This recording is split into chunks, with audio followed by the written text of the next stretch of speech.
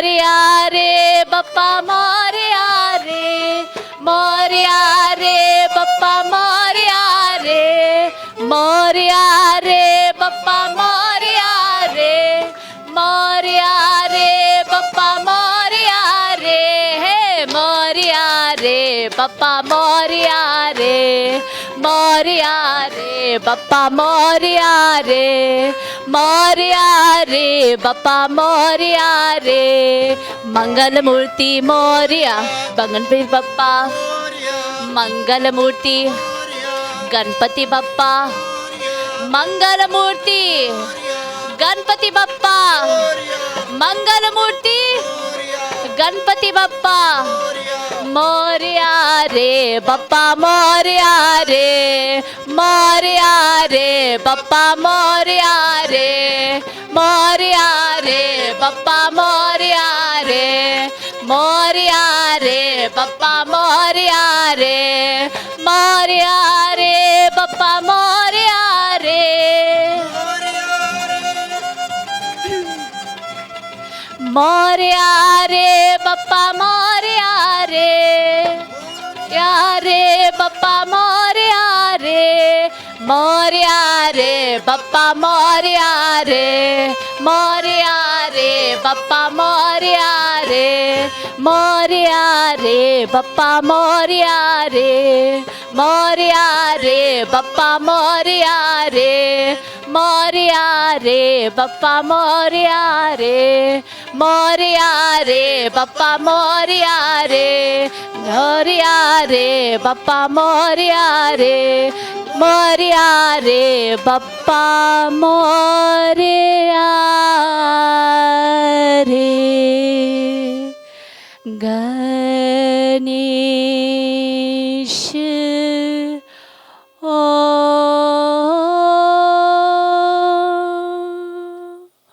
all together. Ganesh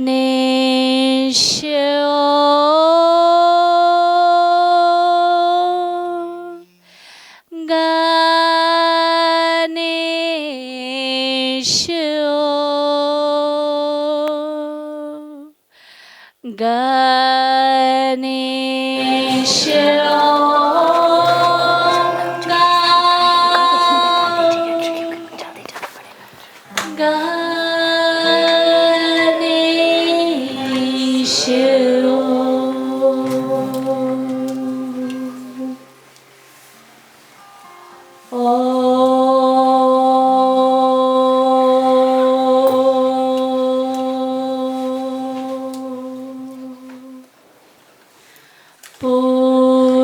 Purnamada Purnamidam Purna Purnamudachyate Purnasya Purnamadaya Purnamevavashishyate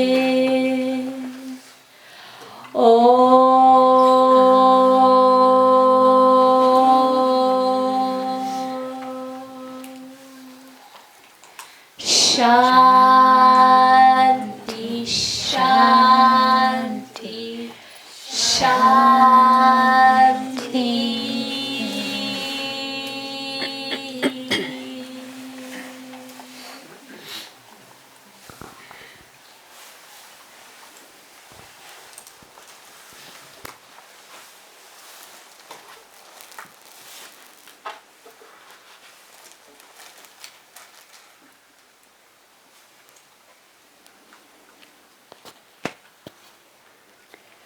Welcome to Satsang. Let's take just a few moments and close your eyes. Find a position with your body that you can sit in comfortably without changing your position. It'll only be maybe 5-7 minutes. But try during the course of that meditation not to move your body.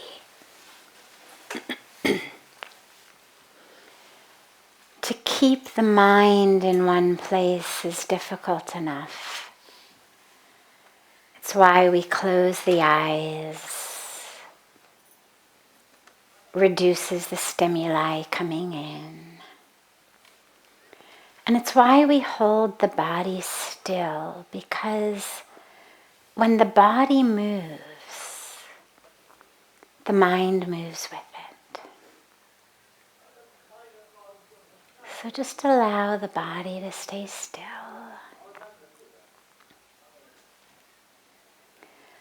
Let a straightness come in the spine, not a rigidity, just a straightness. That you are growing straight up from the earth.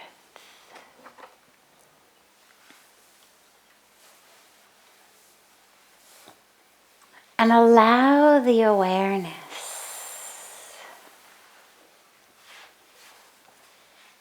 to pull from the sensations in the outer world.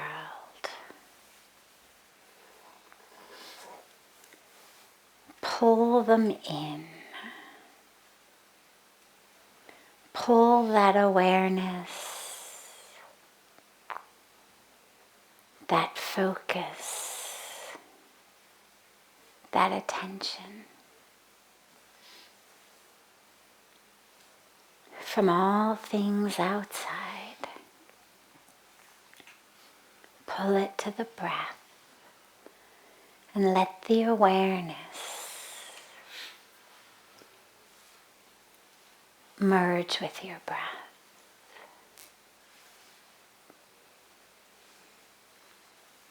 Don't try to change the breath. Simply allow your awareness to merge fully into it.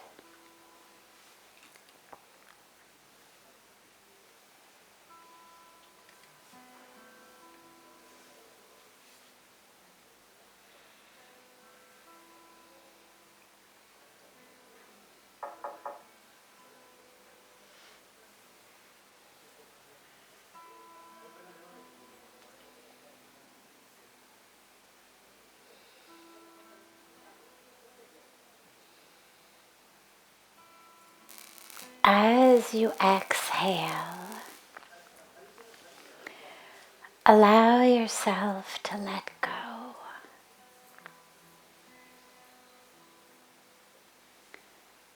Let go of all of the chains that are binding you in the mind. Let go of the grudges.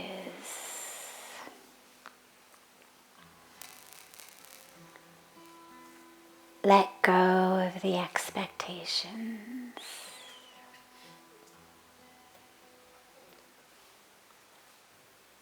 Let go of the history.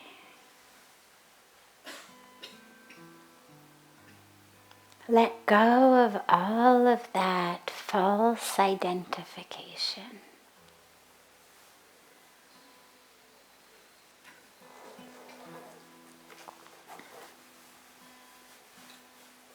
Hold the body still. And on the exhalations, just let go.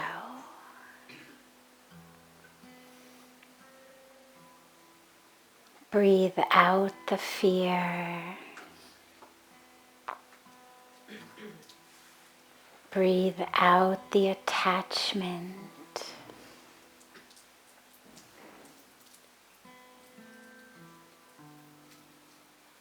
Breathe out the false identities, the roles you play.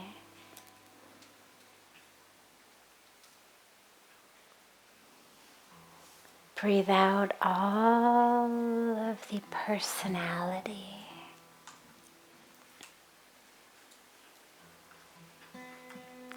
And as you exhale and let it go, allow yourself to sink deeper and deeper, freer and freer, into the core of yourself.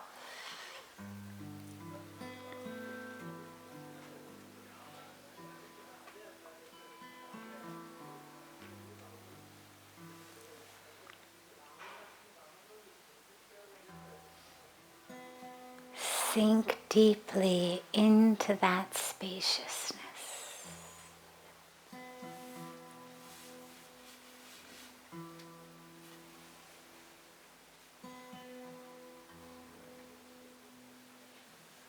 Into that stillness.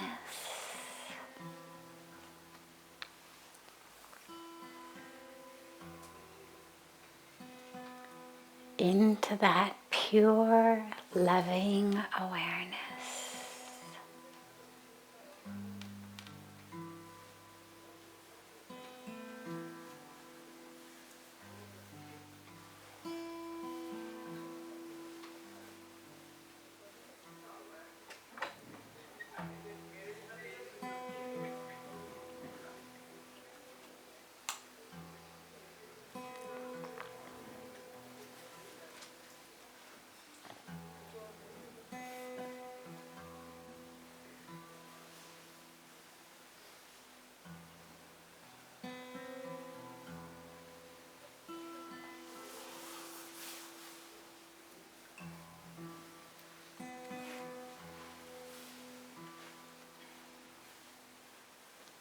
If thoughts come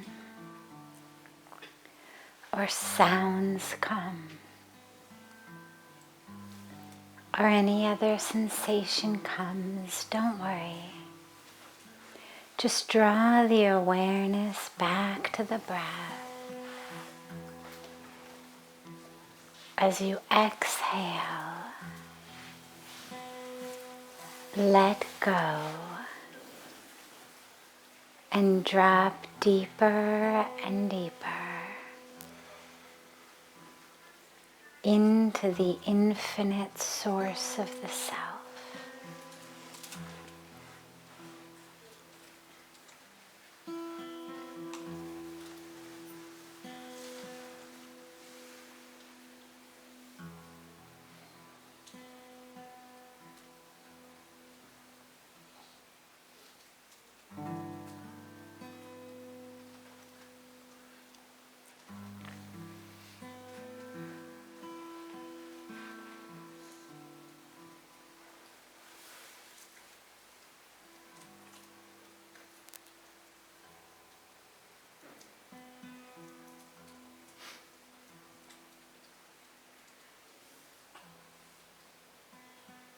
Sinking deeper and deeper,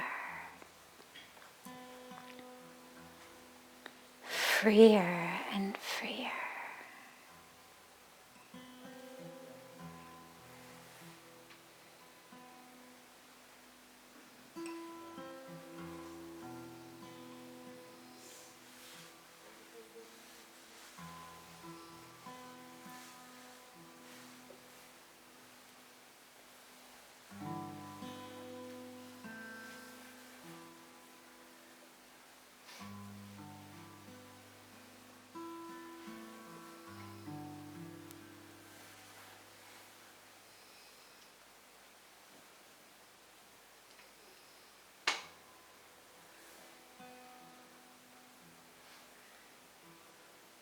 Gently bring the hands together at chest level and rub the palms of the hands gently against each other.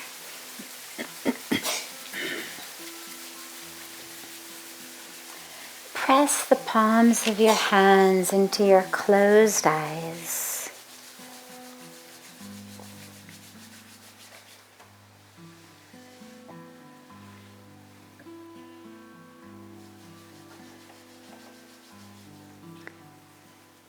slowly lower the hands and open your eyes.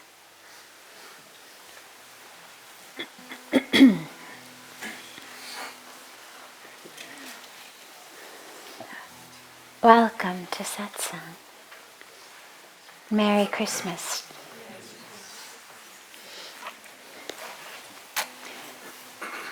So, as always, we'll start with a question that's come in advance and then open it up to any questions that anyone here may have. Sadhviji, Yes. I think he did come. The boy said. Oh, okay. Where is he? You were right. We were going to start with your question. There you are. You are our advanced question tonight. Yes. Thank you so much. Thanks. Thank you so much. So my question is, I am quite aware about the overthinking, that it's kind of the art of creating your own problems. But what happens, I don't know, in my mind, that a situation come up which has never been happened and which is never going to happen. I'm quite aware about it. But I'm so much into that situation and so much into that thought that I cannot come out, and that situation that's in my mind, I'm completely into it, which is affecting me mentally, and with that situation, sometimes I'm happy, sometimes I'm sad, sometimes I'm depressed. And after some time I come out of that situation, I feel like I wasted so much of energy on that situation being in it, Yes. and something like this is never going to happen and has never happened. It's kind of the overthinking, completely Okay. yeah. So there's two issues here. The first issue is the general not in the present moment. This afflicts all of us. If there were a video camera or a recorder in our brains that were actually able to be recording our thoughts, they pretty much all fall into two categories. The past, either that which happened, so I'm just reliving something that happened and my whole emotional baggage along with it. Or perhaps I'm wishing something else had happened.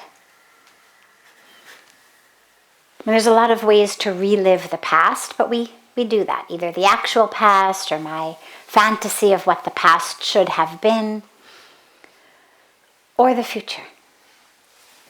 Maybe actually a fear of what's going to happen, maybe some anxiety around that, maybe a desire, a fantasy, a daydream, whatever it may be. Past and future. And this is where all of the spiritual traditions of every religion that I know of that have an experiential aspect, that have that mystical, the truth is within you, know it, experience it component, have practices and teachings that are all about go within and be here in the present moment. And whether we call it mindfulness,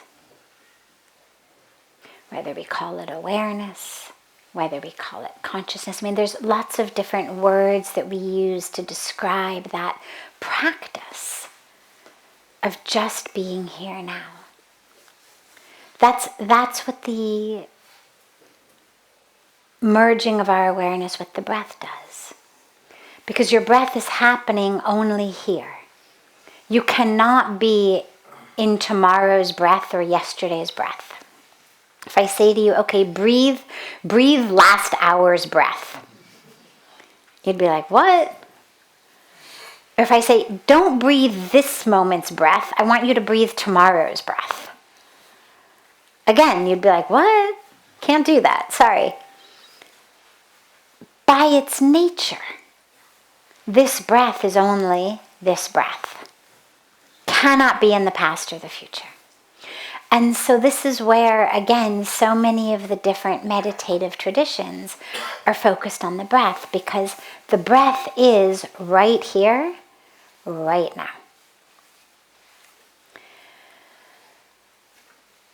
So that's one component, is the general, your mind is not in the present moment, for which the solution is the same as it's been for people for thousands of years, which is meditate.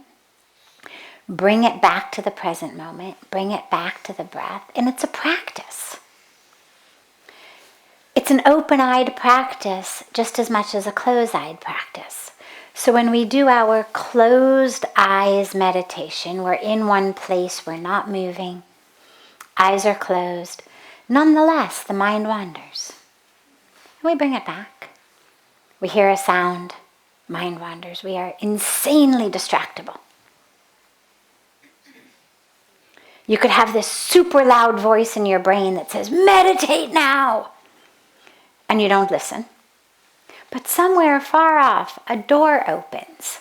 And you're like, I wonder what that was. And suddenly all of your attention goes there. So we are incredibly distractible. So we get distracted, we bring it back. Get distracted, we bring it back. But that's the same for our lives. That's not only the in one place, eyes are closed practice. As we move through our world, it's the same. Our eyes are open, we're moving, we're engaged in action. But the teaching is the same. Be in the present moment. So when you find yourself ruminating about the past, you bring it back to the present. This is where there's so many beautiful teachings, for example, of mindful walking, mindful eating, right? Why? Why spend 20 minutes eating a raisin? Just for the practice of actually being mindful of what it is like to eat something. Why walk so slowly? Simply for the experience of what it is like to do it mindfully. The beautiful monk teacher of the Buddhist tradition, Thich Nhat Hanh, has a beautiful teaching when people say, I'm too busy to meditate, I don't have time. He says, well, you walk between meetings, right? I mean, you walk from one meeting to another meeting. And they said, yeah, of course. And he says, well, walk mindfully.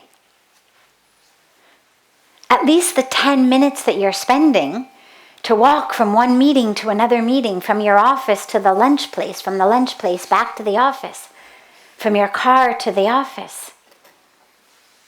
At least walk mindfully. Let that be your meditation.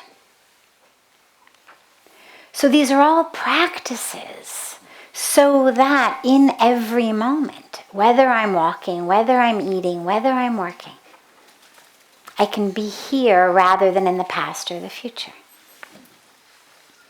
However, you raised a different point as well, which is this idea of there is a particular situation. My mind is not just jumping around like a monkey. There is a particular situation that I know will never happen.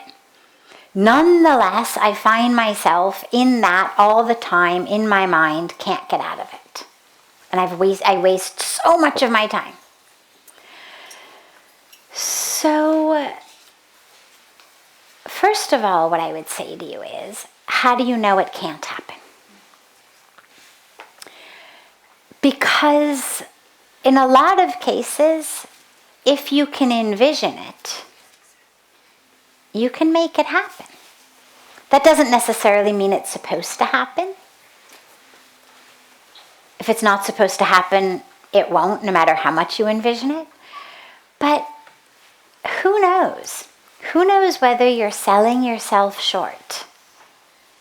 And whether really what you're envisioning could happen. A lot of us think, oh, I could never have that happiness. I could never have that joy. I could never have that fulfillment. I could never have that success. I'm not good enough. We've been raised in so many different ways with these complexes.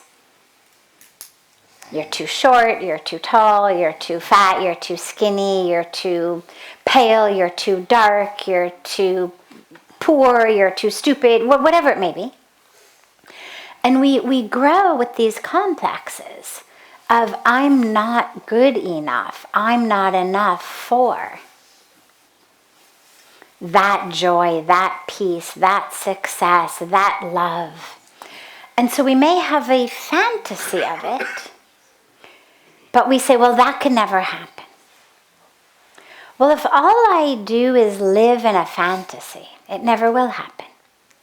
Because the bridge between a thought and reality is the action. Until and unless I take that thought and actually put it into action, no, nothing will ever happen.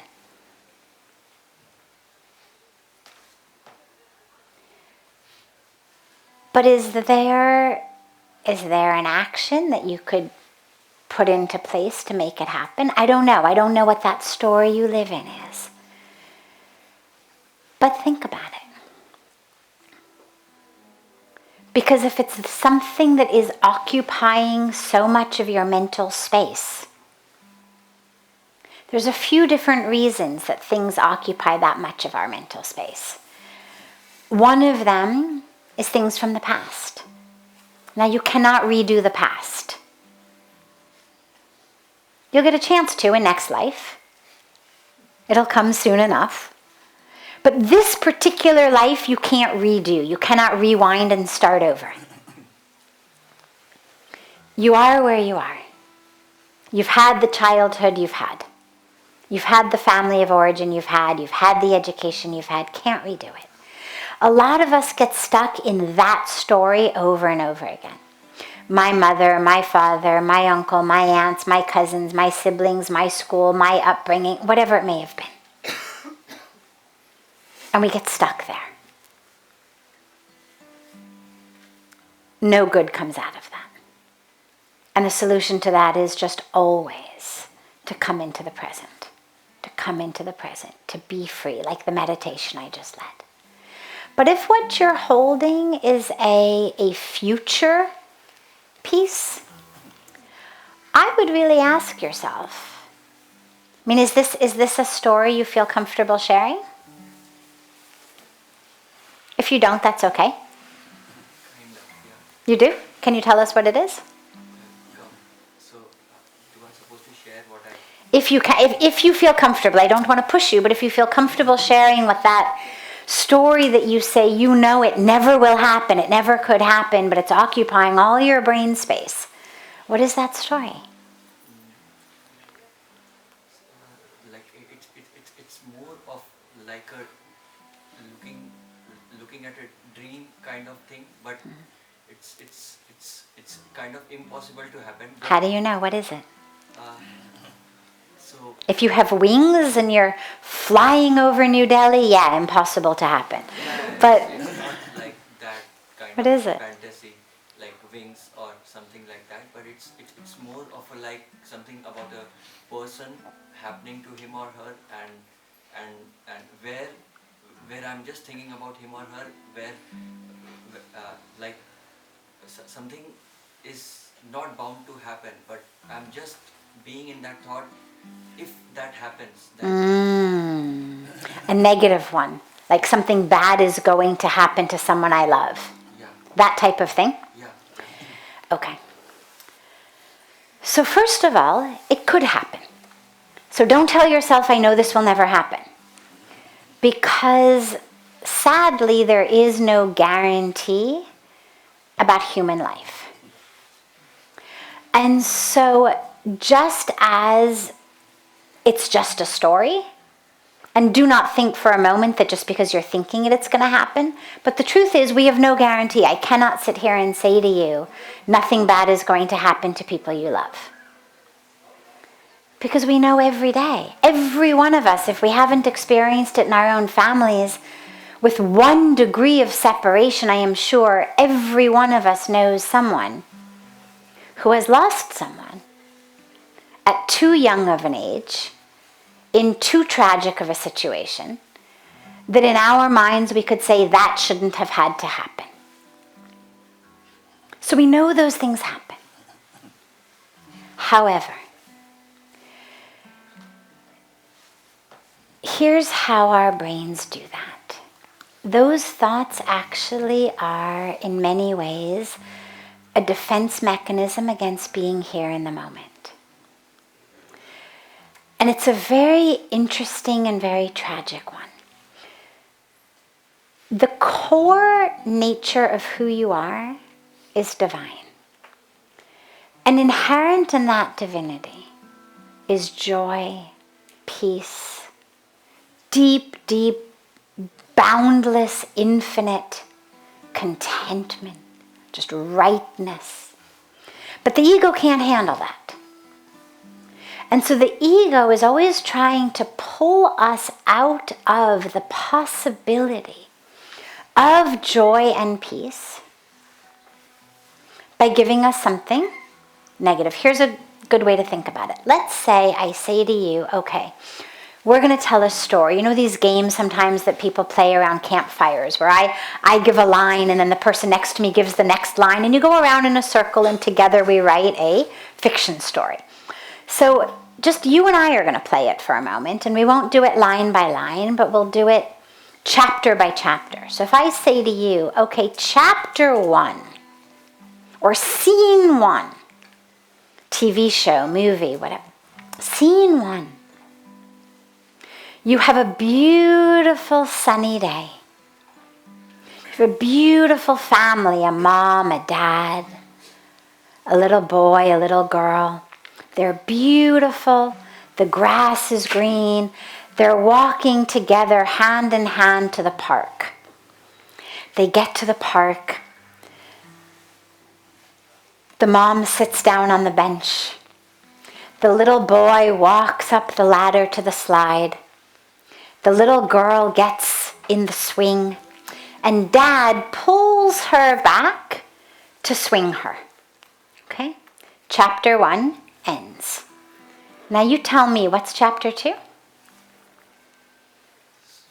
Or scene 2 in our movie? Okay, so the girl is very happy being Swung, okay. swung, And then? being swung, and the child came back to her mother, sitting on Okay, getting loved by her mother, okay. and at the certain moment, father is taking picture of the mom Okay. and son. Anybody have a different scene 2? Now it's open to everybody. Any different scene 2? I've given you scene 1. Any different scene 2? He's afraid with some happening. I think so. He's afraid. He, this boy, or in my story? No, stay with my story for a moment. So my story, scene 1, beautiful family, sunny day, they go to the park. Little boy walks up to the top of the slide. Little girl is in the swing. Dad pulls her back to swing her. Scene 1 ends. What is scene 2? Any other scene 2 options? One day it will not be there, and the father Father won't be there. afraid that he might lose this family. The fear Okay. of the negative. Fear. Any other scene 2s? Soon he sees that the girl collapses Girl collapses. and he realizes that the girl is getting some ailment, some cancer or something. He's not able to figure out what kind of thing is happening. Yeah. Something happens to the girl. She collapses. She's sick on the swing set. Then the whole family rushes to the hospital. Done. Scene 2 ends in the hospital. Any other scene 2 options? Come on, we have a room full of creative people. He just gets into a mode of gratitude, feeling a deep sense of gratitude for the moment he is in, having a blissful family in those moments. He can also get into that, Okay. to step back and be so grateful. Other scene 2 options. Anybody? So the girl started enjoying in the swing and the boy also came. He told to his mother that you also helped me to swing, and both the parents were making their children happy by making them. Okay, so we have a very unusual group here because, and it may have begun because you who started it had this beautiful vision. 9 times out of 10, scene 2 is something like this. The girl collapses. The boy falls down the slide. The father sends his daughter, flying into the air, and the poor girl flies across the park and, lands on the other end and breaks all the bones in her body.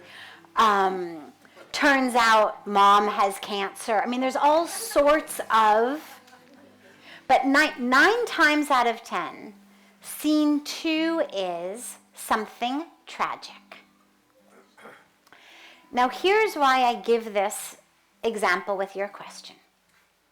There is something very interesting about the way that our brains work with the ego.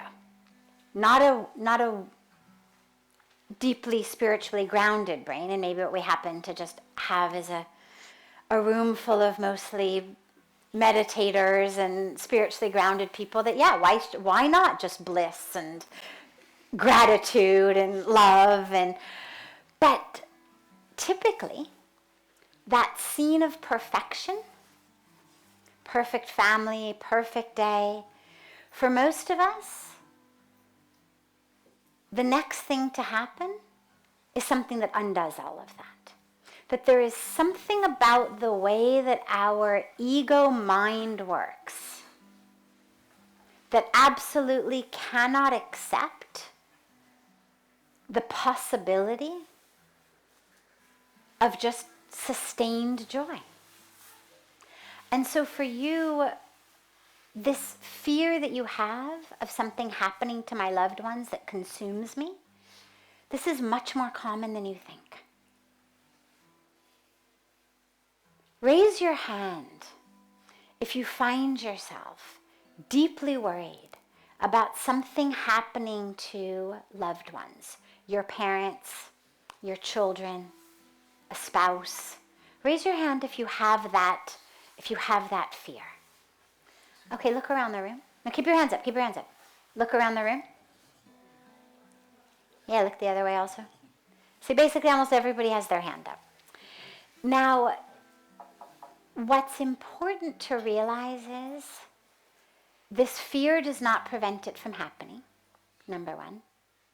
Number 2, it very well may happen, because that's the nature of the universe. Number 3, it hasn't happened in this moment. And the reason that number 3 is so important is this moment is all I have.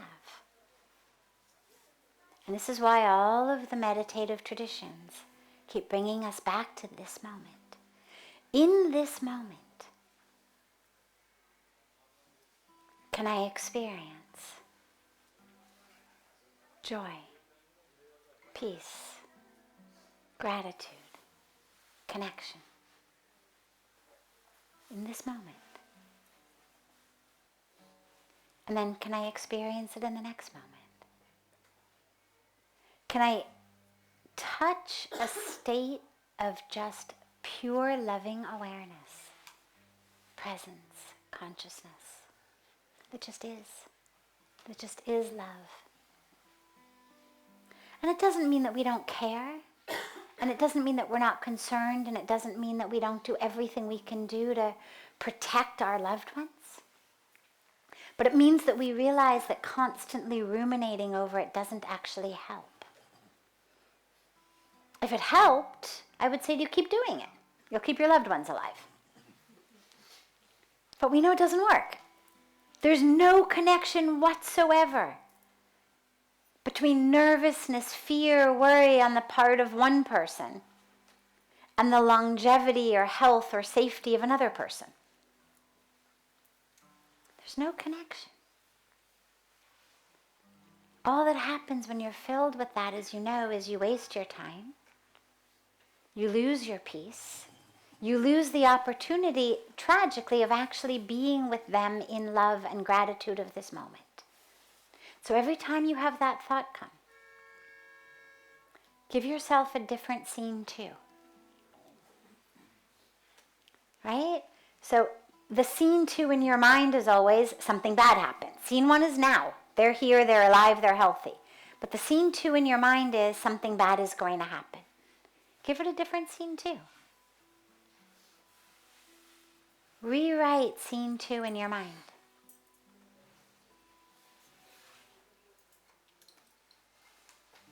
And live with them here, now, in love and gratitude, and presence and connection. Because that experience is what will stay with you forever.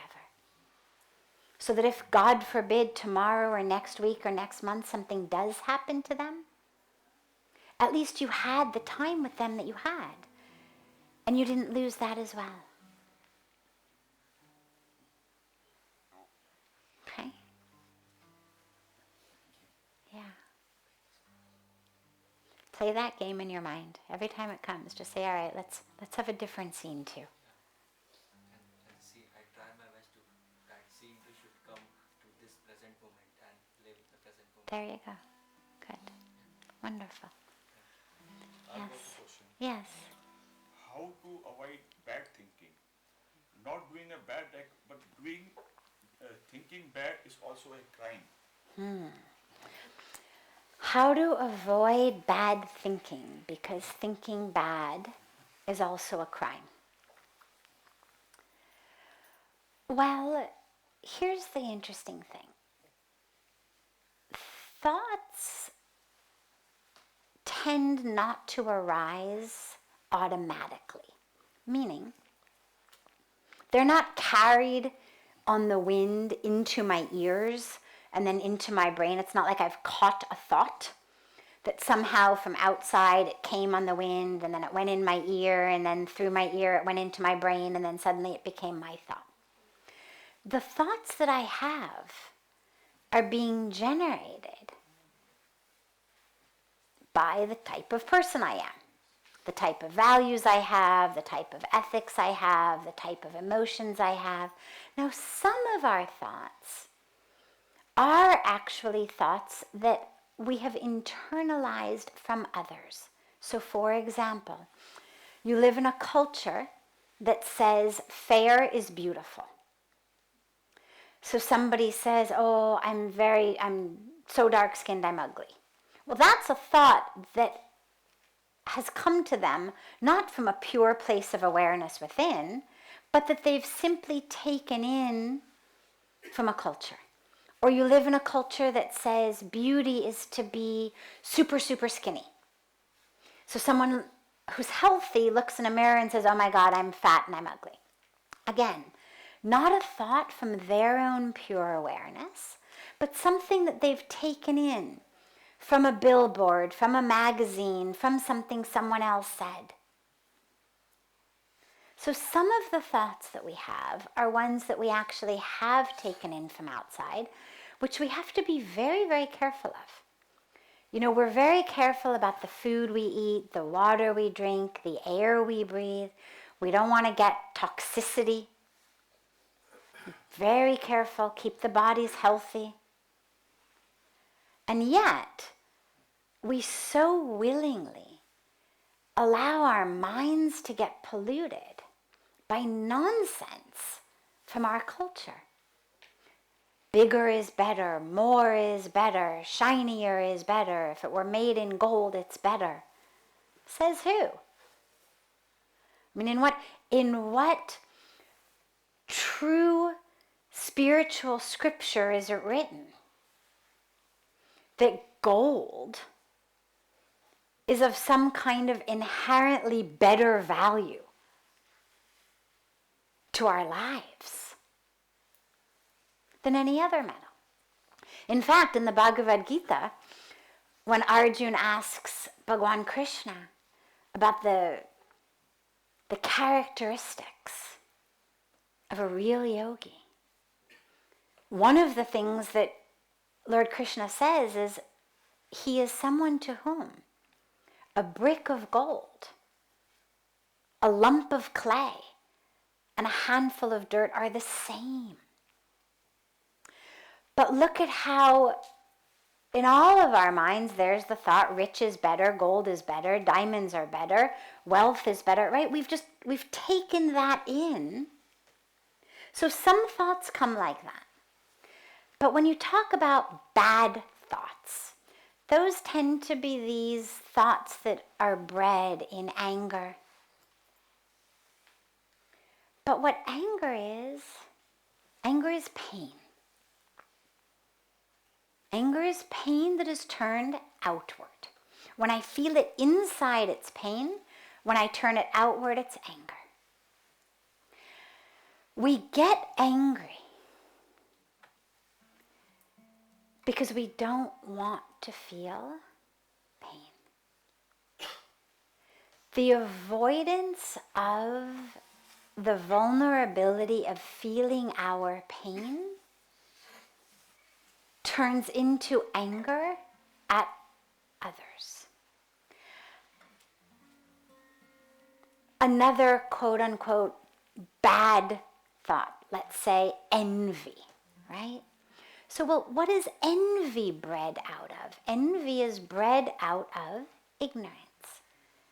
Ignorance that says, I am somehow, whether it's based on the color of my skin, whether it's based on the size of my body or the size of my bank account, I am somehow less than the other one. If I didn't feel less than, there's no place for envy. Envy requires that I believe that the other person is or has something better than what I am or what I have. And so that's bred out of ignorance. So any thought that you could tell me is bad, we could look at it and realize that it actually all has grown not out of badness, but that it grows out of pain, it grows out of fear, it grows out of ignorance.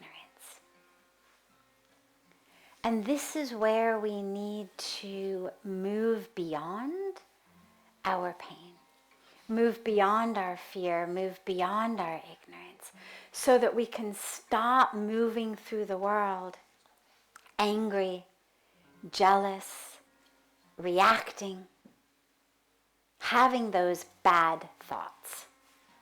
I'm going to kill you means what? It means your presence or your actions are so threatening to me in some way that I can't handle it and really just want to remove you. Well, what is it about that person's presence or words or actions that are so threatening to me that I even have the thought, even if I know I would never actually do it, but that even has that thought, oh my God, I'm going to kill you. What is that rooted in? Well, again, it's rooted in a sense of lack, as though somehow whatever that person is doing is taking something from me, is threatening me in some way, my life, who I am in some way. And so all of these bad thoughts are simply rooted in our own ignorance, our own pain, our own fear, our own sense of lack. And so the solution is not just about push them away. It's actually about heal them from the core. And so what do I need to do to realize I'm not lacking in any way? Nothing to be envious of. I mean, there certainly may be things in other people that you admire, that you aspire to be like, but that's a good emotion. That's not bad or negative. No need to have envy.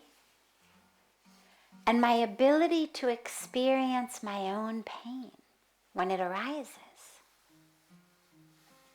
keeps me from feeling anger at others.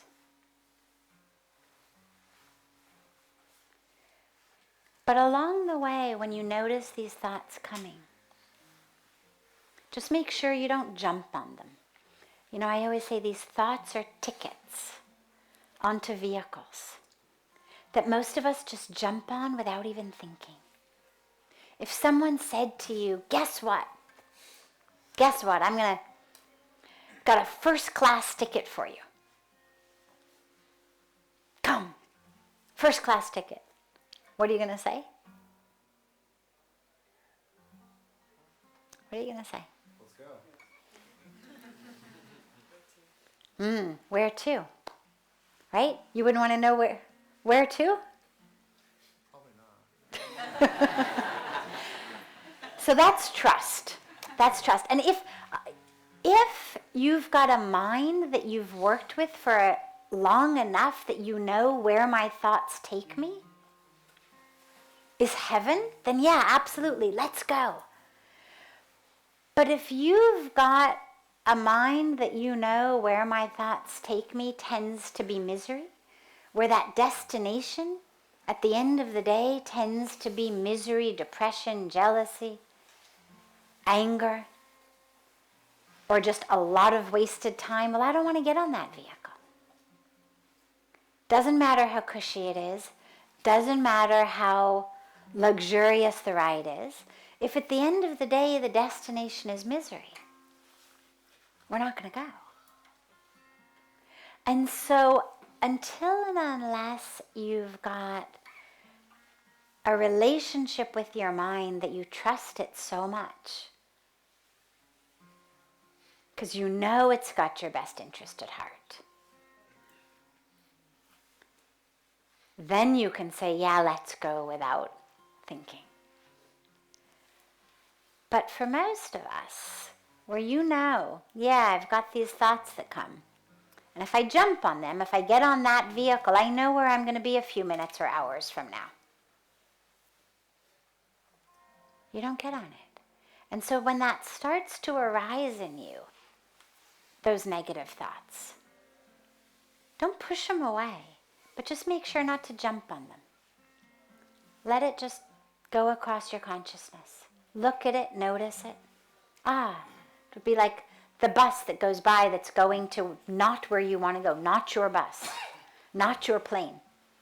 It's like you're sitting at the airport, a plane is boarding, but it's not your flight. So you don't get on.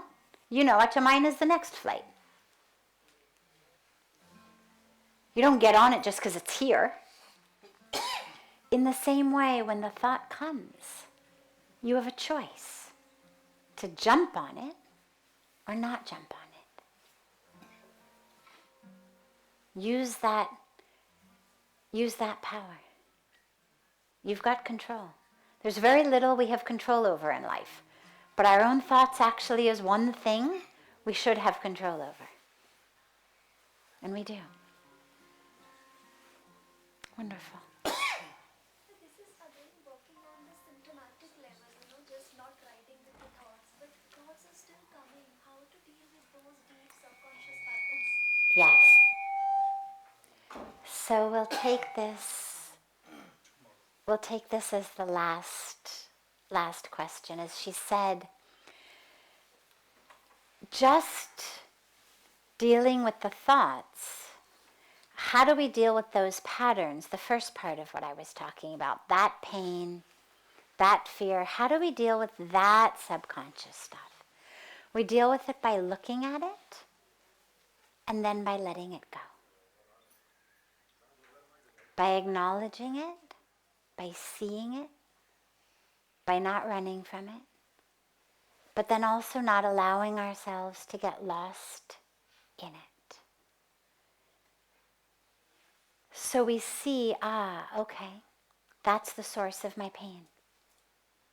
And we look at it. And we really allow ourselves to be there with it.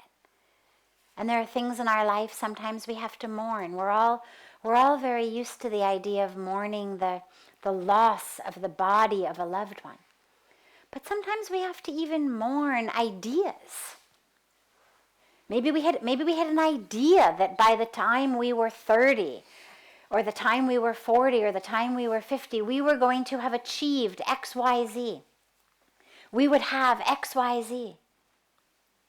And it hasn't happened. And there you are, 30, 40, 50, and it hasn't happened. Well, you may need to literally mourn that particular attachment and expectation that you had. You may have had an expectation that a loved one was not going to betray you, was not going to lie to you, was not going to cheat you, was not going to abandon you. And then they end up betraying, lying, cheating, abandoning. And so even though they're still alive and we're not mourning the passing of their body, we mourn that ideal that we had of them. And there's rituals that you may need to go through. Once you are able to really look at that source of your pain,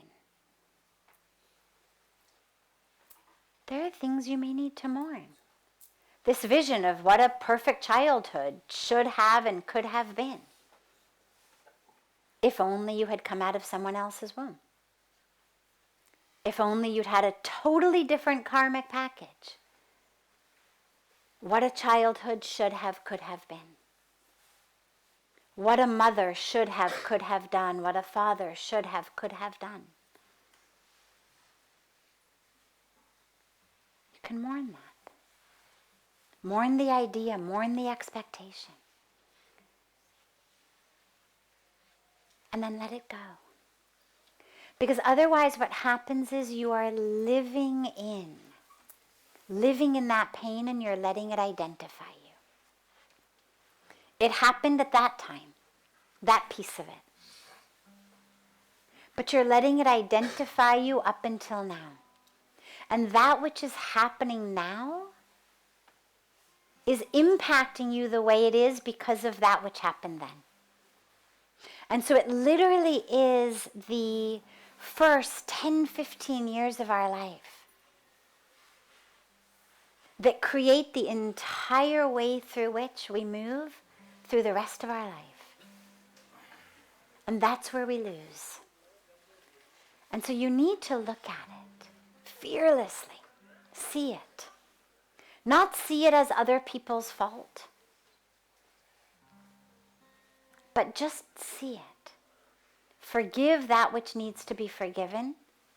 Even if on an objective level you think it's unforgivable, still forgive it. Not because they deserve to be forgiven, but because you deserve to be free.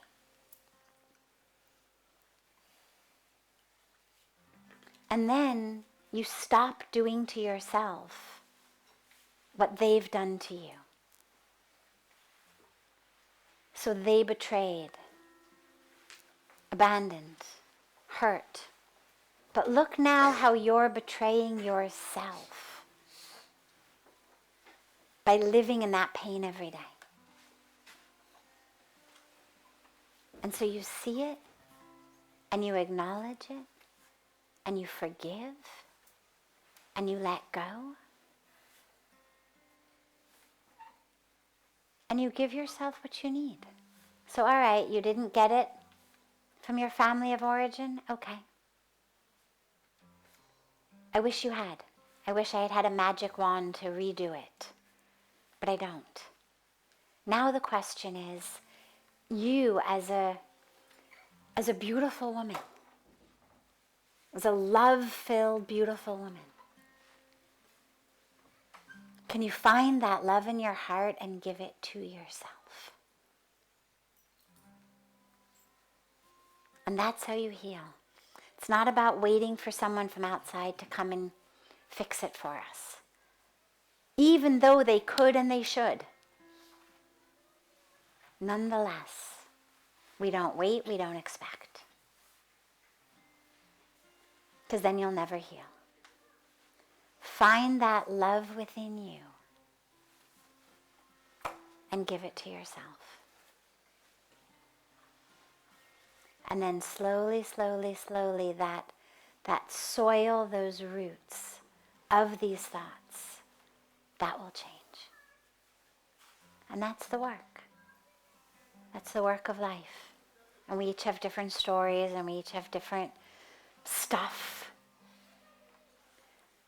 But my favorite example about this is that example of, well, let's imagine that you come over to my house and I sit you down right here on my new beautiful white couch, and then I go into the kitchen and I, with my own hands and love, make you a beautiful cup of coffee. And we sit here together on my white couch, and then you take that cup of coffee and you spill it on my couch. Maybe you did it on purpose, maybe you did it by accident, either way. And then you stand up and you walk out of my house. Now, assuming that I have a little bit of wisdom, a little bit of clarity, what am I going to do? What am I going to do in that moment? You've stood up, you've walked out. What am I going to do? You consider that I did it by accident and you just let Before I consider anything, what am I going to do? Clean my couch. Right? Because how long do I have before coffee starts to stain a white couch? Not very. Consideration is later. At the moment, I'm going to clean my couch. Am I going to wait for you to come back and clean it for me? Am I going to keep the stain there so that every time people come over, I can say, look what Pooja did to me? With my own hands, I made her a cup of coffee, sat her next to me with love, and then she spilled it on my couch. Look at that. Am I going to save it there so that if you ever come back, you can see what you did to my couch? Then you'll feel really bad. Right? But see, that's what you're doing. And if you understand that you wouldn't do that for your couch,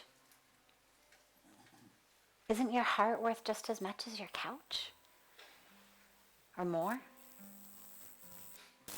And, yeah, problem I've been facing is not that I have I know. been getting. It's just that I am not able to give to people whom I really aspire to give. It's all about giving, joy of giving and the people. So let's take this up tomorrow because it's another piece, but it's a very important connected piece. Until we can give to ourselves, we can't give to others.